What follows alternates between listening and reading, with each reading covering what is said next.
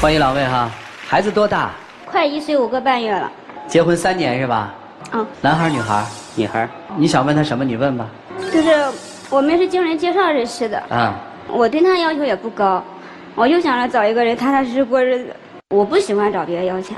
1年之后，反正我也上了班嘛，我也不花家里钱，所以也不存在什么问题。然后15年之后，我再没有上班，发现怀孕了，我就回我妈那。从那开始，他就和之前不一样了。怎么了？他从来不管家里。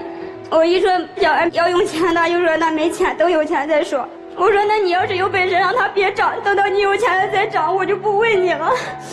这是你说的话吗？然后是他借出的钱要不回来，他干活的钱要不回来，我不能问他。行，我问问啊，您是做什么工作的？我是搞建筑的。现在家里没钱了？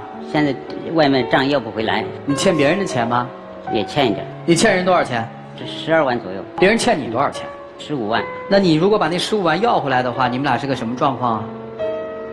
如果要回来，家庭能好过一点。3年他给家里交了多少钱？没多少，他钱没多少是多少？应该是总共有1万多吧，包括还账。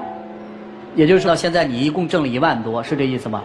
不是这2年就是这2年是还是不是嘛？没关系，你们夫妻之间有什么呀？挣的不止1万多，但是自己还有其他的开销。这开销你跟他商量过吗？有时候跟他商量，有时候不商量。你知道这些钱去哪儿了吗？从来没商量。他之前要钱的时候会跟我说，之后就不说。他把我借给他用工程的钱，他帮别人去还账，还有别人没钱生活，他把那钱借出去，我是后来才知道的。因为有些事情跟他商量，他的脾气比较大。我之前没给你发过火吧？你每一次要钱我都给你，我给你脾气过没有？我只有你要啥我给你啥，你肯定态度好。我晕倒在你面前，我看都没看一眼。我第一次晕倒的时候，孩子可能刚半岁左右，刚会坐，那只在地上放着，我弯腰去抱的时候我晕倒了，孩子在我身边扯着我头发使劲扯使劲喊。他那天在家呢，走来走去没吭一声，到最后过了很长时间了，他说是你要睡觉进房间去睡，怎么能这样子睡觉？我都不相信你40岁的人看不清我那是在睡觉，是不是？好。然后第2次是去年11月份的时候，之前是孩子拉肚子，又吐又拉好几天，然后后来我也是又吐又拉。那天半夜我起来上厕所的时候我晕倒了，最后是冻醒的，我起不来。之后我就一直叫他，他才出来的，我都不相信你听不见。他的卫生间，因为门关着，我在外面客厅，我肯定不知道。卫生间门是开着的。这不重要啊，他为什么老晕倒啊？他晕倒，因为他有贫血。陪他看过大夫？看过。我还想问，你今天来干嘛？我就想知道他到底咋想的，然后我从来一句实话问不出来，我就想上这个节目，让他把他的实话说出来。好，不管你有啥想法，不管你有委屈，你说出来。你把他的谎话给我们列出来，我们来一个一个的问他，好不好？第一个谎言你觉得是什么？钱去哪了？包括他的账也不对，别人欠他的钱不止15万。好。但他借出，他欠别人多少钱我不知道。为什么在经济上不跟老婆交实底？因为每次跟他说的时候，他好，今天保证他不发火，你把他说出来。他总说我那个活啊包的，就是账对不上，因为当时我们签了合同，他也知道，他也去了，跟他一块签的合同。当时我的文化低，别人抠了个字眼儿，我少算了10几万，就存在这现在账对不上。是实话吗？不是15万，光他老乡借他7万多，还有那个14年那个老板到现在1分钱没给他付，当时有个7万多的一个欠条，还有后面借了这几个工程款还没结完。那是多少钱？不知道，工程款我不知道多少钱。不是，你又不知道多少钱，你又说他说谎话，但是工程款是他，我问他时候他就说老板没给他钱，所以说现在到底别人给了他多少，还欠他多少我不知道。所以说你们俩这个经济账首先算不清楚，我们放在一边。第二个方向他向你撒谎的是什么？告诉我们。他自己兜里有钱，他告诉我他没钱。还是钱。好，除了钱之外还有什么对你撒谎呢？因为我们现在主要的问题就是因为钱引起来的。说说。包括我和小孩生病了，他都不吭声走了，也不打电话，一走10几天，不打电话不发信息。为什么？主要是有2回，他非常生气，我回去跟他说，对我又打又骂。你动过手跟他？动过。为什么？那时候我忘了是因为孩子生病还是因为买吃的，然后我问他要钱的时候，他说他没有，他让我随便，我爱干啥干啥。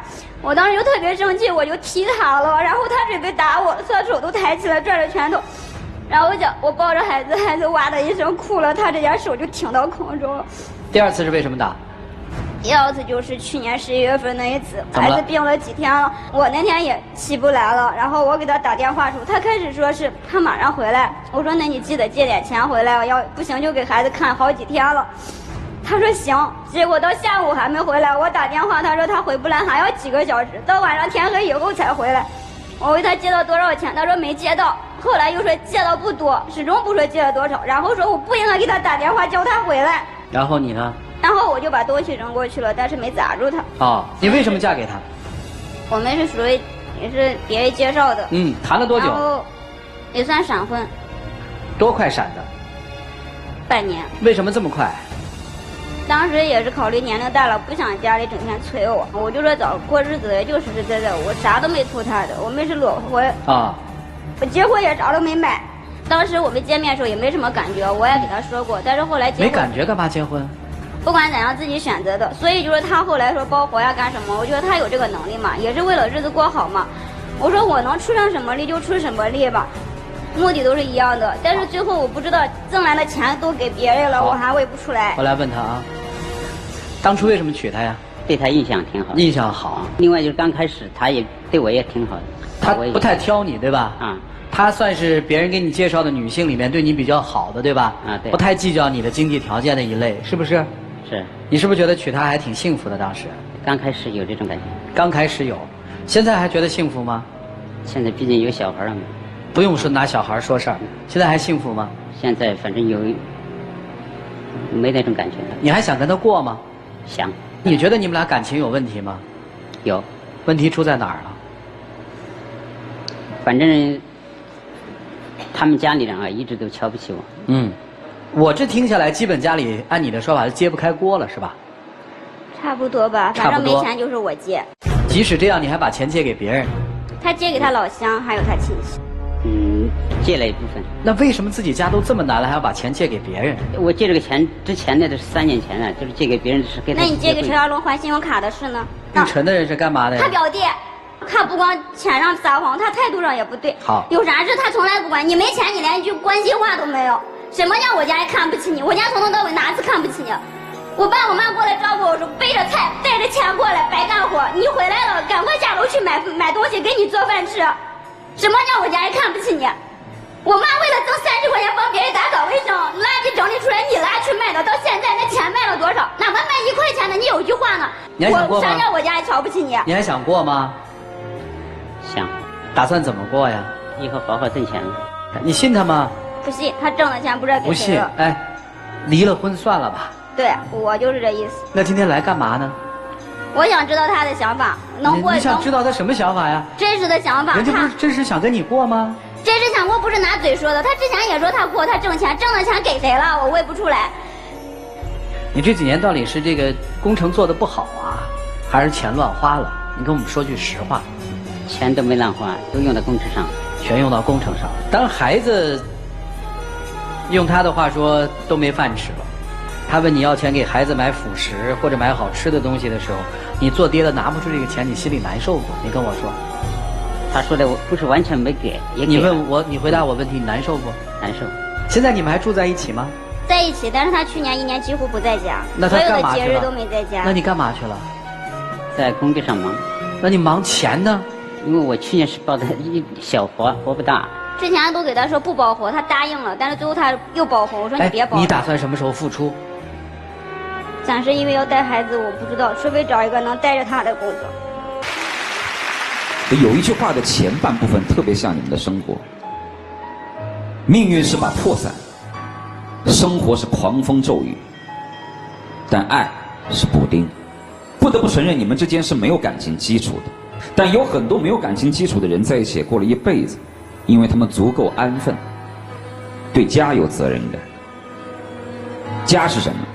有的时候未必是说是一所房子，摇篮的周围都是家，就是有孩子的地方就是家。可以看得出来，虽然你不爱他，虽然你满嘴是钱，但你对孩子是有爱的，对家是有爱的。但是这个男人，你对他没有爱，我可以理解，因为你们没有感情基础。但是你对孩子也是没有爱。如果你对孩子有爱，远的不说，就说孩子在身边满嘴是血，你就那么不细致。你当时的解释说，我当时没注意，等他抱到他手上去的时候，才发现他嘴里有血。他不过是从一个40公分高的电视柜上掉下来而已，你是疏忽的。孩子在那儿拍玻璃，你说我就在他身边，不太可能发生危险的事情。你说的是一种客观的现状，但为人父母的总是会有额外的担心，这是本能。再说远的，即便他不吃他不喝，那个孩子是你的孩子吧？他也能不吃不喝吗？对不对？所以我尝试着用各种想法来解释你的行为。我说这个人可能有点迟钝，但即便是再后知后觉的男人，当孩子真的摔在地上的时候，你后知后觉的同时，你也会后悔自己为什么这么迟钝。后来我又在想，这个男人可能是因为自卑，就像你所说的不敢回家。但是对于孩子呢，跟自卑是无关的。有几毛钱掏几毛钱，有多少时间就付出多少时间。后来我所得出的答案是，其实你对于这个家是没有太多感觉的，更别说对这个家有多少责任。所以我只能说，你们之间的婚姻的确是一个错误。你不是没有问题的，你也是有问题的。你最大的严重的问题就在于，你本来只是想跟一个人过日子，但后来你又希望两个人一起做生意。当不能得出回报的之后，其实你并没有做出生活的调整，而是一昧的逼一个无能的人去做一件他不能够力所能及的事情，其结果只有每况愈下。我跟曲伟的观点几乎雷同，我建议你们之间是分手的，虽然有孩子的存在，你无法改变这个现状，而且此时你们拖累的还有老人，这个家庭当中除了剩下债务，没有别的点什么了。如果现在孩子上幼儿园，你能够单身的带着他，我觉得这个孩子或许还能够有生活质量相对于较高的这种生活。你还是做你的单身汉要好一点。如果说你没有爱的能力，至少你应该有爱的行动。爱的行动我们也没看见。上天给了你一张看似老实的脸，但是其实你并没有对家庭虔诚的心。就这样吧。我在想，也许他们还有爱，